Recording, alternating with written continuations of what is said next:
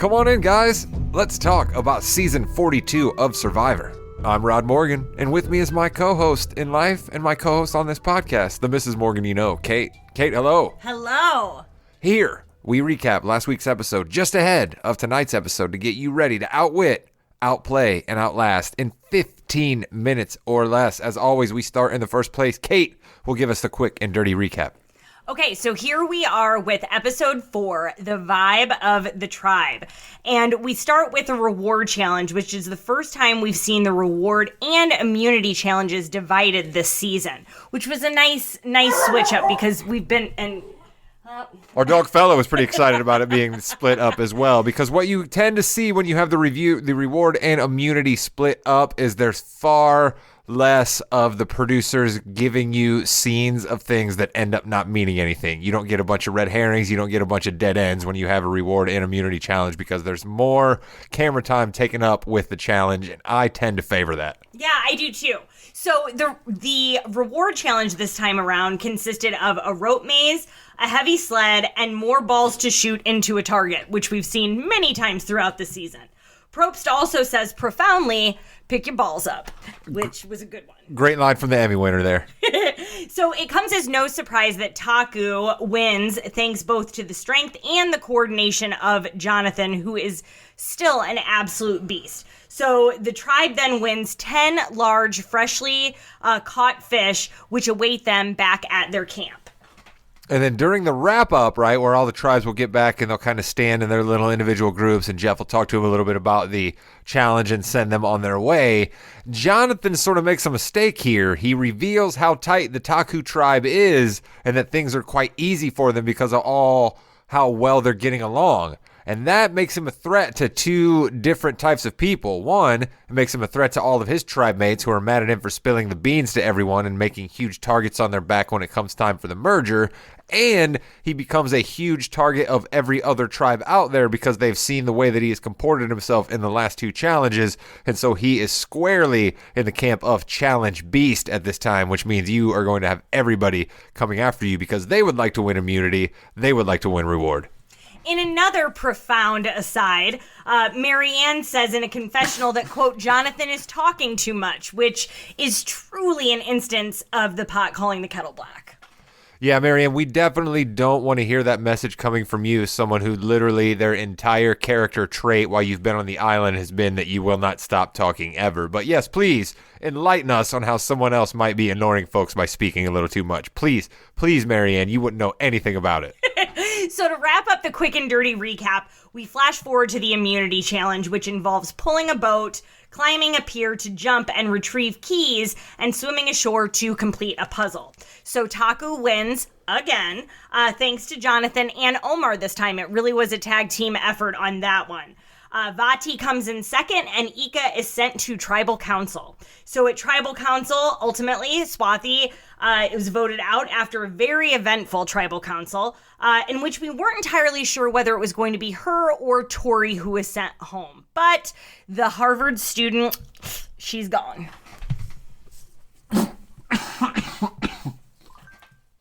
That's right. The youngster, the 21-year-old, she is out. We had another pretty young member bounced earlier this year already, so not faring very well for the youngsters out there on the island. And we spent a little bit of time last week talking about the bro alliance of Omar and Jonathan.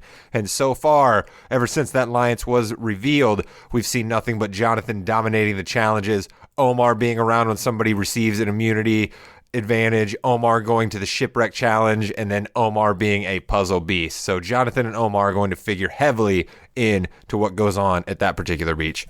So moving on to twists and turns, right from Swathi going home, that's one of our big ones. It's her lying and doing too much, too fast, which has been really the theme of this entire season. I think a lot of newer players getting too excited and wanting to make too much and lying and saying too much. And in that, she tells nearly every person on her tribe that they are, quote, her number one. Yeah, we've talked a little bit about how the younger generation of Survivor feels that they gain an advantage through always revealing what their plans are and what particular advantages they have in an attempt, to try to curry favor with other folks. And I just don't know how well we are seeing this being pulled off. And it was clearly illuminated with Swathi, because like Kate said, we had numerous scenes where you're my number one. You're my number one. You're my number one. And that'll get you somewhere for a couple of minutes when you're talking to that person one-on-one. But the minute that person goes and talks to another person that you told they were your number one, your whole immediate character and everything that you just talked about is thrown asunder when those two people realize that you said the same thing to each of them. Yeah, it's the exact word choice. If she had phrased it differently for each of the tribal members, it might have been a little bit of a different outcome. They might have read it wrong, but when you're using those exact words, that's what's going to get you in trouble. So she says this phrase to everyone except for Rox Roy, and which is what makes them all figure out that she's manipulating them. It's also funny that Rox Roy is the only person who had her back at tribal council. And he did not ultimately vote for her to be sent home. He did say he, quote, saw things in her, which was a total misread, sweet, sweet dad move, but shows his faith in young people, and it's consistent with the role he's playing on the tribe, which is that of a father. But it also speaks to how Rox Roy is having a bit of trouble reading the room, right? And understanding that he thinks that she is a complete rock-solid player that he can build a foundation on moving forward shows that he has no idea what the rest of the tribe is thinking, because not a single other person out there agreed with him when it came down time to do that. And I want to talk about Tori a little bit here, because we've talked about Tori from the beginning. She's somebody who's been right on the razor's edge of going home numerous times. But what struck me this episode is I kind of like somebody like Tori, and I'll tell you why. Tori is a snake in the grass, and she makes no bones about it. You kind of always know that Tori's up to things, and Tori will admit to you that she is up to things. Whereas somebody like Swathi comes across as bubbly and everybody's friend, and we saw how well that worked out for her. So I just think that once again we are seeing you have to lie on Survivor, yes, but trying to be someone that you're not doesn't necessarily work out. Yeah, so Tori continues to scrape by on the mistakes of others, which I think is also very smart gameplay when you're as strongly disliked as what she is.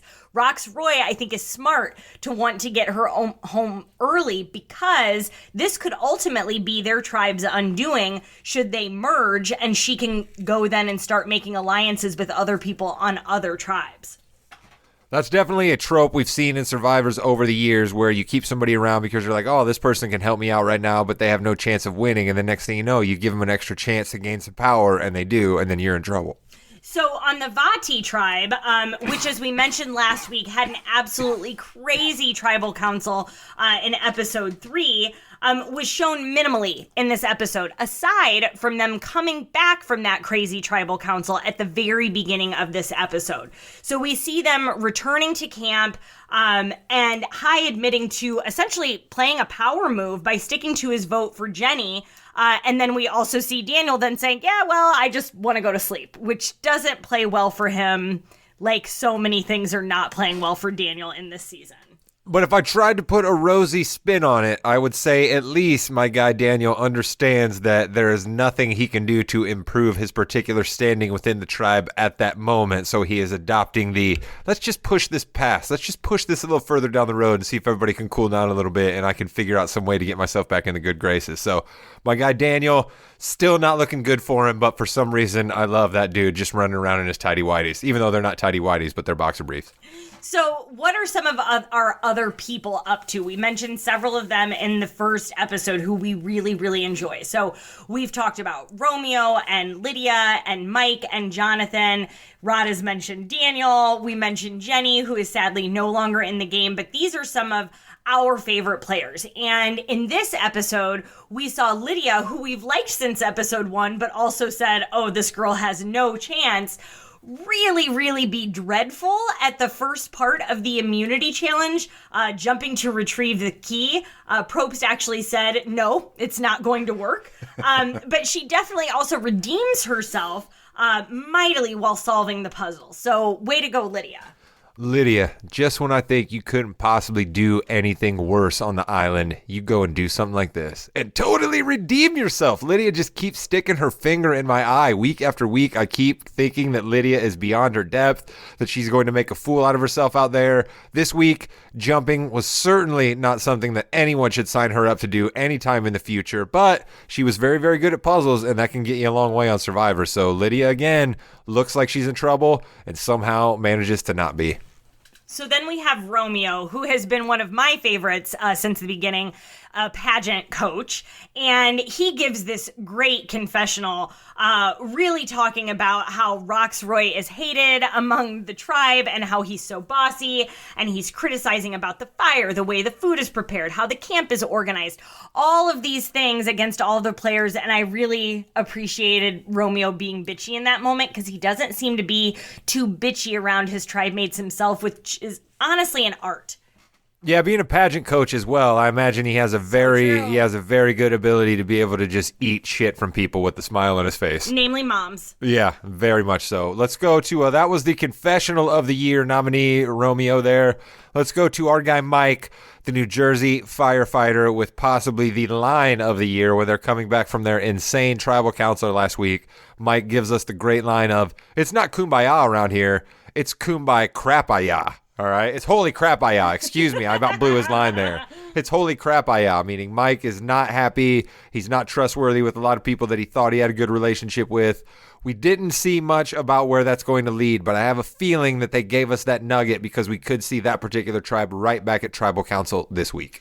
I also still continue to just adore Mike and the person he is and his kind of character. And he's figuring things out with Hai after they get back from tribal council, and immediately in the first reward challenge, it shows them really competing well together, and him turning to Hai at one point and being like, I love you, man, and it was genuine and it was endearing, and I think that just draws me more to his character every single week.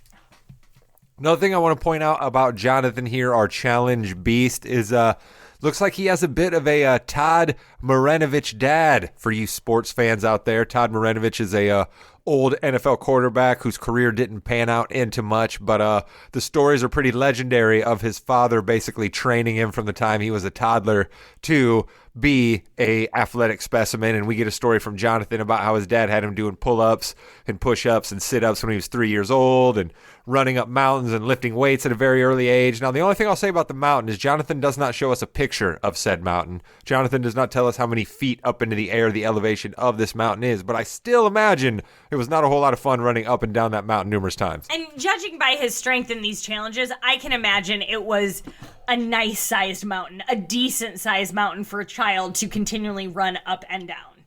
But I worry that we got a flashback about Jonathan here, and then he was given as a target earlier in this episode. The Survivor producers do not like to waste film, so perhaps we're going to see some crosshairs on our guy Jonathan here moving forward. I think it also could have been a red herring based on the fact that what you said, we didn't have very many in this episode because they went from the reward to the immunity challenge. And so I think maybe they were just throwing that in to show us some of his strength and where that came from, considering he's been dominating so many challenges. At least that's the hope I'm going to stick to. And the other hope that we have is that we can believe the previews that Survivor shows us at the end of every week. We know that these are usually bad, and if you assume too much out of the previews, you're going to make an ass out of you and me, to borrow an old phrase there. But the previews, again, let us know that Roxroy maybe is understanding his position within the tribe.